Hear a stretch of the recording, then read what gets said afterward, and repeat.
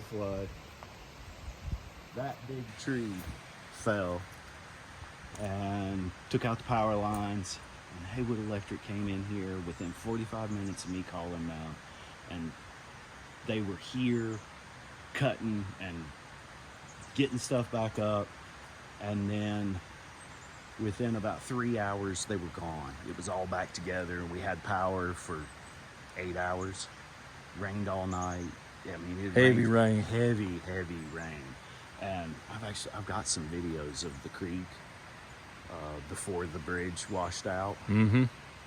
You know, water coming over it and whatnot, and here. But we were inside and standing at the window, just kind of watching it rain and watching the crazy wind. And I was coming out and checking on the bridge every once in a while. And I came back in, and I said, you know, it's getting ready to get crazy. And I looked out the window and saw about 9 inches, maybe a foot of mulch and mud and just oozing down the road. Oh yeah, down the road. My wife said, "Oh, it's happening, isn't it?" So it was pushing up against, it done filled up underneath the bridge. Gotten under the bridge, and it was actually already chewing out on both sides of the bridge. Right. And I came out Walk around up there while you're talking about it. And I came out here, and there was water running down that way. Coming from the road, just going down along the side of the house. Racing down the road. Well, that had to be up pretty good level to get up this little hill to start coming down through here. Yeah, and when it got up against this, you can kind of see where it went over here. You can see the little bit of scour there where it went over. Yeah. During Fred, it got all in that shed, and just toilet bowl did everything that was in it in a big pile. But because of the experience of Fred, this was different. This is somewhat different, and this had more of a roll to it. Of course, it's been backfilled now because of that. Yeah, because of all that happened. Because when they tore this out, mm-hmm. they piled everything up here. That's the old bridge, or part of the old bridge. Right. And the bridge came out to here and was this way. And it just ate out right in here, ate. It kept building up. And it was eating on the other side. And it was coming over the other side, the far side. It was coming over, but it was falling back down into the hole on this side as it was eating away. And it just rolled right on down. The house on our side farther down, it split and went around it. It went over into her yard some.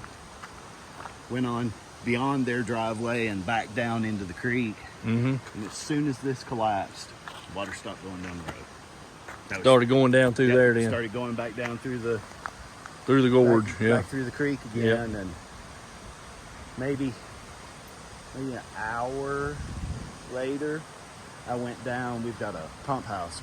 Our water comes from a spring on the other side. Mm-hmm. And I went good down water too, ain't it? It's the best water in the world, straight out of Shining Rock. Uh-huh. And the pump house is on this side, and the creek was up on it, about that high up on it, just smashing at it. I came back in, and I said, you know, we may lose the pump house out of this one, because Fred had brought the creek bed up so high. So it's already 2.5 feet up on your pump house. Yeah. And I came back in and said, you know, we're maybe going to lose the pump house. And just all of a sudden, the creek went. And I went back out and went down, and the debris jam had broken. There was a big log and some big concrete, the things that they set for like a temporary bridge, or the highway dividers. There were a couple of those that were hung up down there, and when that broke, everything went out. And now, were these big rocks in here like this? Well, they were in here, but they weren't necessarily like visible. This. The big flat one that's kind of sitting out by itself, far down there, was up on that. There's another, we call it Little Creek, that comes in from there. And the water coming in from that side was from the rhododendron on the bank to almost where the orange ribbons are. Mm-hmm. And it looked like Iguazu Falls. in South America, that big just sheet of water all coming over at once. It was maybe 35, 40 feet of water coming over that. Mm. And like I said, I mean, as soon as this went away, the creek went back in. Man, I was out here with a hoe and a rake and a shovel, chopping at the side, trying to make it go back, you know, trying to get more water back in, because every time that something would break up there, it would surge a little bit and it would come down and it would get up higher here, and I'd have to fall down, you know, go back down to there to start doing something down there to keep it out of the driveway. Probably if the bridge hadn't have broke, it could have eventually, been bad. it could have just went right straight on down through your house. Yeah, it would have been bad. We got water in the house during Fred. It was just what had seeped in under the wall. Uh-huh. And none this time. None this time. And I'm pretty sure that it was the experience of, you know, having the rocks moved, and we built a berm. You can kind of see a little bit where it slopes up there to the rocks. And we built that berm up, and it forced kept it channeled back. It forced most of the water back this way. I had to go around and do a little bit of digging and piling at the front of the shed to force it off that way. Right. But for the most part, this was a much lighter experience than Fred. I mean, it was still, I won't quite call it anxiety, because that seems a little clinical, but man, it was a sketchy day. I've talked to some people, said they could hear the rocks coming down the river, and it sounded like a shotgun going off. We have a neighbor that lives up here that has never heard that. We hear it every time that it rains a lot and the creek gets big. You hear that. It sounds like big bowling balls. Talk, talk, talk, talk, talk. And we were down here, and he's going, "What is that sound, man?" I'm like, "What? What sound?" He went, "That caw, caw, caw." Oh, that's boulders rolling around in the creek. And it was muddy, but you could walk over, and every once in a while you see one shift, and you hear that caw. Wow, you know, that's some power to be able to roll those things around. Oh yeah. On around the corner behind the little platform back there, there's a tulip poplar that fell about a year and a half ago. We had a big wind come down, and it just pushed it right over. And I'm using some of the old bridge pieces to make a footbridge. Before Helene, I could stand in the creek on a rock and flat palm the bottom of that log. Right now, I can't get a 20-foot ladder to it. That deep, cut it that deep. Cut it that deep. Yeah. It's changed this creek as much as, I mean, we've lived here for 10 years, and Fred filled it up and made it look like it had never looked before, and this cleaned it out, yep, and made it look like it's never looked before. All the sediment's gone everywhere. Yeah. It's down in the river. The French Broad's full of sand and silt. And yesterday I drove through down Amboy Road into Biltmore Village. I work at UPS at night in Asheville, and I go in interstate, UPS, and back. I don't want to go look. I don't want to see it. I know what it looks like. I've been through this, and I just don't. But I had to yesterday because the interstate was blocked up. They were clearing debris there on the kind of Biltmore stretch of the interstate, and I had to go down through, and it was like, wow, just mountains of mud, and the McDonald's looks like it's just been abandoned. I mean, that whole area looks like we bought furniture at a little place down there, kind of high-end furniture place, and I don't even know if that place exists. I couldn't find the shopping center. Just mud everywhere. Yeah, it was like, oh. And you get down into the River Arts district, and it's just wiped out. Yeah. It's gone. Yeah. What's left standing was old brick and stuff, but anything that had a garage door on it, or any trucks, vehicles, 18-wheelers, all piled up. Yeah. Just mangled. I saw yesterday what I think was a railroad warehouse there along the tracks, between the tracks and the river, coming up to, what is that, Biltmore Avenue, I guess. And the water had to have been over the roof of that building because there was debris in the tree line above the roof line. And Oh, yeah. And that thing's up on a platform to get to the tracks. And we've seen some big rain, and Fred was a lot. I mean, these little hemlocks were all laying down. There were 3 black walnuts that lined this side of this cut here. All that's gone. I mean, Fred took a lot of stuff that, you know, Fred was so bad, and then you look back on it and go, well, it's kind of a silver lining in the Helene situation, because had we not had that experience, the house might not even be... You may be gone now because what you did after Fred probably saved you this time. Yeah, I think so. The house literally just sits on big boulders and big old chestnut rounds. It's not attached except for, I guess, maybe the wires coming in and the plumbing where the water line comes in to the house. But it just sits on the blocks. They're not really mortared in or anything, and so I mean, it wouldn't take a whole lot to push the little house away. And you can see, I mean, if you want to, we can walk wherever. You can see where over the years the creek has gone that way and that way, and it's gone that way, and you know, this is twice in 10 years. Hope I don't get to experience this again. I'll tell you what.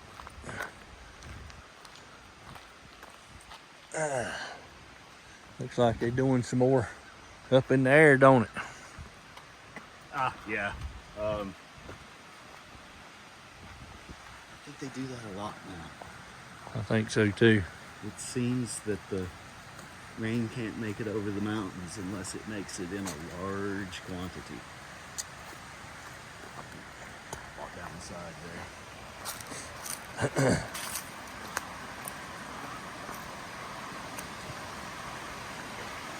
Yeah, I see what you're talking about now. Yeah. Yeah, 20-foot ladder in there would be tough to reach that in the creek bed.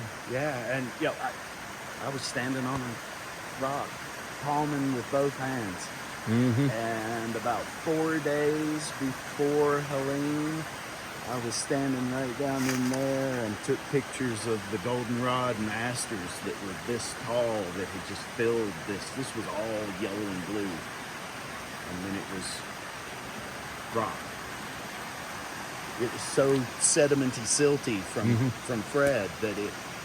Had it filled in, looked nice. I think it was beautiful. I mean, it looked nice. It still looked like a battered thumb. Yeah. But it had softened. It had a lot of fall flower color in it. Yeah. And this used Yeah, to be, you lucky you didn't lose your pump house there. Yeah, I mean, the water was up on that 3rd block. And lucky the debris didn't take it down the river too. yeah, there was the creek. There was a hemlock log that was up against here that had been Fred. It had been in the creek and Fred had turned it, and I couldn't get it moved or anything, so I was using it as a kind of a dam to keep the, let's call it, normal rains from getting up on it. And it disappeared at some point. It's actually down there. I know where it is. But yeah, the water was up in here. It was coming across this. Yeah, very fortunate it didn't wipe you out here. Yeah, Fred. I noticed they had a bunch of stuff cleaned out. Did they get water in the house? No water in the house, but it came behind it. This little creek comes behind that house, and there's a culvert up there that blocked, and it split the culvert, came over and cut 2 new cuts back here. They got a little bit of water in the garage. I take that back. They did get some water in the garage, but it was a scrim of mud on the floor and not Wasn't. a depth of water. Yeah. The creek eats the front yard off of that house. Oh, I'm sure. In these events. I mean, it just. Hopefully, when they fix this, they'll get a big enough end bend on it and everything to turn it, keep it turned coming in. I'm hoping. The little bridge that was there was that high above the, and so it got full. I mean, it got full, and it was not very wide bridge. And if it was a little bit taller and maybe a little bit longer, the creek could do its. Because the videos I took, you can see the creek's coming down and it's going, hey, I can't get under here. I can't squeeze under that. Screw it. I'm just going to go over the top. Yeah, until the debris finally broke loose, everything was coming over the top. Yeah. Yeah. And once the bridge went, it went. And I relaxed a little bit. And then realized, oh crap, now the neighbors can't get down. And so we dragged out ladders and they climbed down and back and forth, and there was a dead deer caught up in the bridge. One of the girls that lives up here came down, and climbed down and climbed back up and turned around and went, oh Lord, there's a deer staring back at me. Got caught in the flood water. Dead. Yeah, and it was just, it was twisted up, feet sticking out. Awkward position. Very. Yeah, got twisted and mangled up. Yep. And they buried the deer. I mean, they scooped it. Now, is there another way out? Nope. So once that bridge got washed out, they stuck. That's it. Yeah. And and fairly resourceful people up there. The folks at the top of the hill are just self-contained. They have generators and solar and hydroelectric, and they farm and sheep and cows, and they really didn't. I don't even think have they a lost, problem. Yeah, I don't even think they lost the internet, because they get their internet from Skyrunner off of the Frying Pan Tower. Yeah. And so I don't think they even lost the internet, because it's wireless for them and they had power. But yeah, the getting in and out was tough. They have a daughter that lives in town, and she brought an extra car up, and they shuttled and shuffled in and out. Drive down to that side of the bridge and get out, and down the ladder and up the ladder and into a different vehicle and into town. And yep. Have you seen any fish in the creek? No, not yet. But it only took maybe 6 months after Fred before we started seeing them again. And actually, the guy that did some of the boulder work was seeing them dart around as he was moving stuff, cleaning this from all the. Oh, so he did see some fish since the storm. Yeah. I hadn't seen a fish in the creek or river yet. I've been looking too. It would not surprise me that it'll be quite a while. Now, do they stock this with trout? Not this one. Okay. No. We actually had brookies in it before Fred. About 6 weeks before Fred, 2 guys from the state came up and stuck a lead into every deep hole and shocked all the fish. Let them come up and check them. Count them, and they said that this was one of the best brookie creeks in the mountains. And then 6 weeks later, Fred happened, and it all became silt. And the fish came back. There were a pair down there, and there was another pair up there before Helene, but I haven't seen them since. Haven't seen crawdads or anything really since. Yeah. Probably take a while for all that to come back. Probably. Yeah. It needs the organic stuff. The salamanders need places to hide. But there's still salamanders in the spring. There's still crawdads in the spring. They'll be back. It just takes them a little while to find it. Yep. But all of this was water coming across. Boy, it took a beating in here, I know that. Well, I appreciate you telling us your story. Thank you. Yes, sir. Thanks for doing what you do. You know, we Yeah. need people telling these stories. You know, I mean, it seems that the rest of the world has forgotten. Well, they have. Yeah. Mainstream media don't even mention it. I went and saw my mom about 3 weeks ago. She lives just west of Nashville. She's in a nursing home and kind of limited in the input. And I was telling her about it, and she said, I didn't even know this had happened. She said, I remember they talked about a lot of rain with the hurricane, but I didn't know. Yeah. So, thanks for doing what you do. Well, I appreciate y'all joining us today as we're up here on Cold Creek. Have a blessed evening.